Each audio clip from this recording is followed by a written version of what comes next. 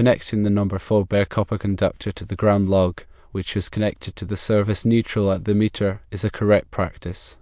Installing a ground rod at least 1 foot from the foundation wall and driving it to a depth of at least 8 feet is also a correct practice.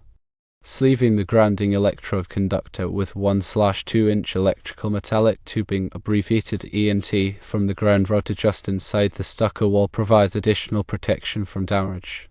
Using a cold water pipe as a grounding electrode is acceptable as long as the pipe is metal and continuous to the earth. Connecting the number 4 bare copper conductor to a 1/4-inch hole at the top of the panel that is specifically provided for grounding is correct. Using a Romex clamp to secure the 1/2-inch knockout at the bottom of the panel is an acceptable practice.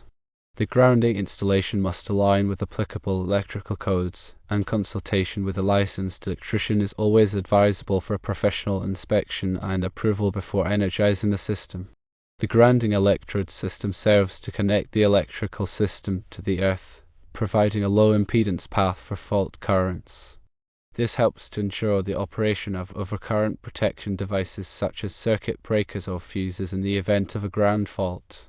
The grounding electrode conductor, or GEC, is the conductor used to connect the service equipment, typically the neutral bus in the service panel, to the grounding electrode.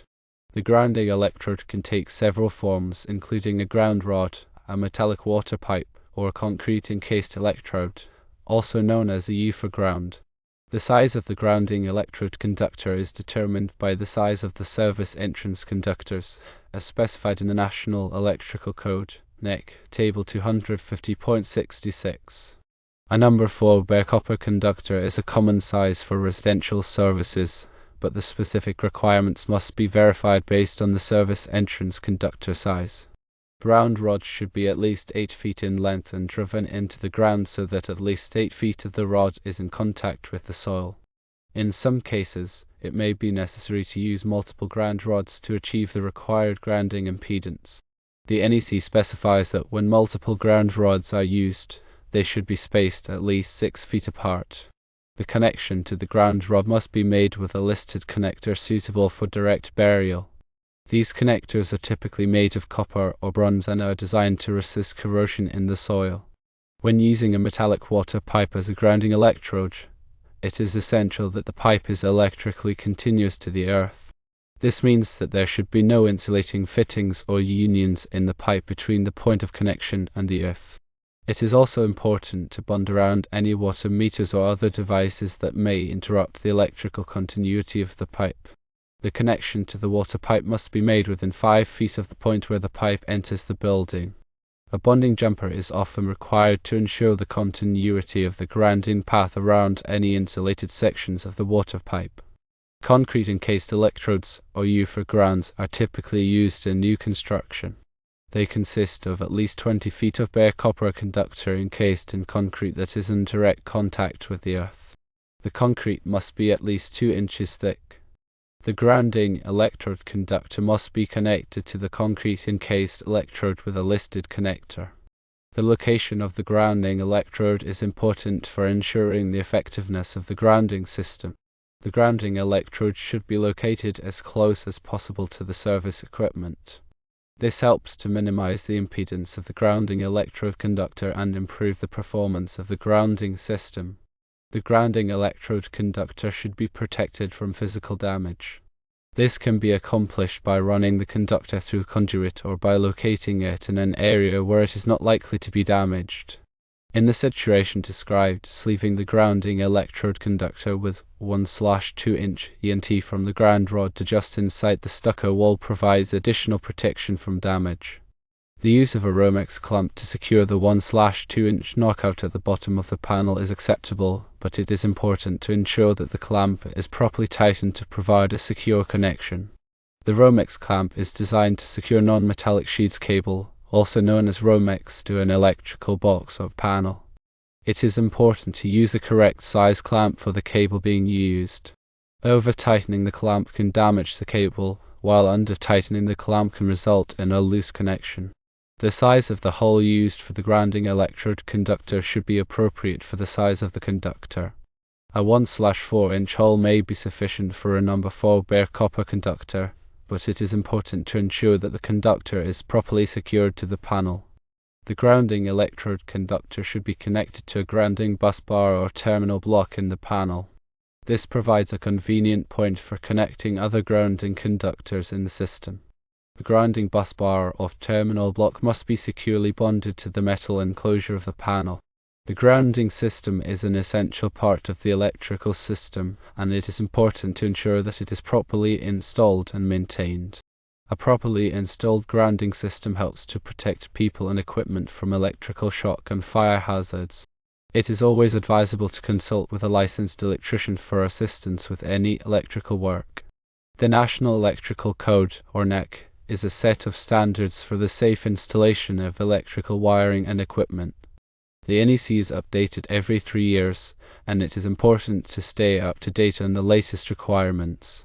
The NEC covers a wide range of topics, including grounding, wiring methods, overcurrent protection, and equipment installation.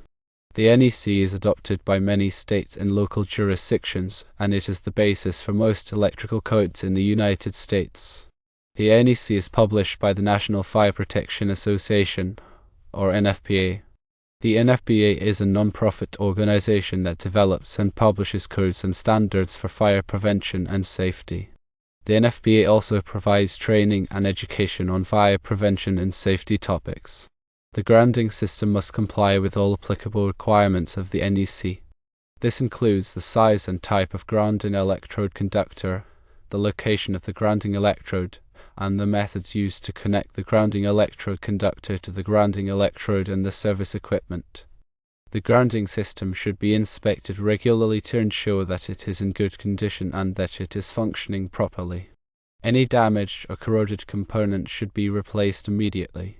The grounding system should be tested periodically to verify that it is providing a low impedance path to ground. This can be accomplished by using a ground resistance meter. The ground resistance should be less than 25 ohms. If the ground resistance is higher than 25 ohms, the grounding system should be improved. This can be accomplished by adding additional ground rods, improving the connections to the grounding electrode, or replacing any damaged or corroded components. The grounding system is an important part of the electrical system, and it is essential to ensure that it is properly installed, maintained, and tested. A properly installed and maintained grounding system helps to protect people and equipment from electrical shock and fire hazards. It is always advisable to consult with a licensed electrician for assistance with any electrical work. The purpose of the grounding system is to provide a low impedance path for fault current to return to the source. This allows the overcurrent protection device, such as a circuit breaker or fuse, to quickly trip and de-energize the circuit, preventing the electrical shock and fire hazards. The grounding system consists of the grounding electrode, the grounding electrode conductor, and the equipment grounding conductors.